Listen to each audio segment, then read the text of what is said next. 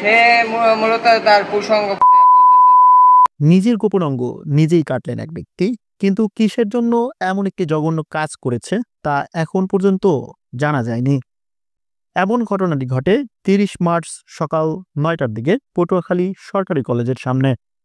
সকালের দিকে কাস্টমার জুতা মেরামত করার জন্য এসে যখন দরজা নক করে ভিতর থেকে আওয়াজ না পেয়ে দরজা খুলে দেখে তার প্রচুর ব্লাডিং হচ্ছে। এরকম পরিস্থিতি দেখে ভয়ে কেউ কাছে যায়নি।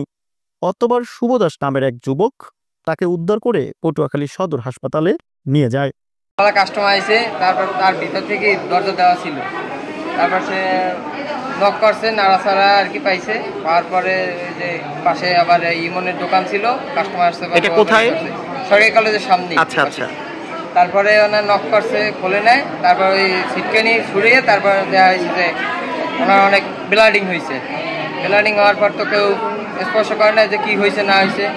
পুলিশে ফোন দেওয়া হয়েছে, 349-এ ফোন দেওয়া হয়েছে। তারপরে পুলিশও আসে নাই।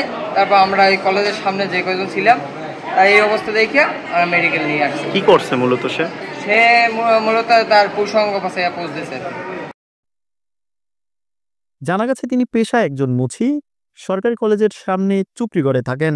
তার গ্রামের বাড়ি হচ্ছে পটুয়াখালী মির্জাগঞ্জ। এ বিষয়ে সোবহানের কাছে জানতে চাইলে তিনি বলেন, আমি নিজ ইচ্ছাতেই আমার গোপন অঙ্গ কর্তন করেছি। আগে যেখানে ছিলাম তার চেয়ে এখন শান্তিতে আছি। না, আপনি কি নিজ ইচ্ছাকৃত এটা করেছেন না আপনাকে কেউ করেছে?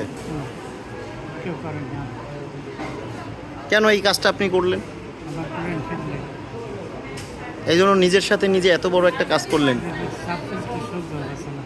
নিজের জীবনের কোনো মায়া নাই আপনার কাছে?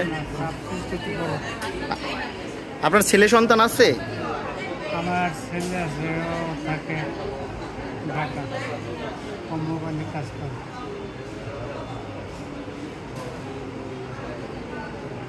আপনার বাড়ি কোথায়? বাড়ি মির্জাগঞ্জ, সাইনদের সুরতখালী, 3 নম্বর পশ্চিম সুরতখালী। আপনার সাথে কি কোনো জিন টিন বা কোনো ধরনের কিছু আছে? হ্যাঁ,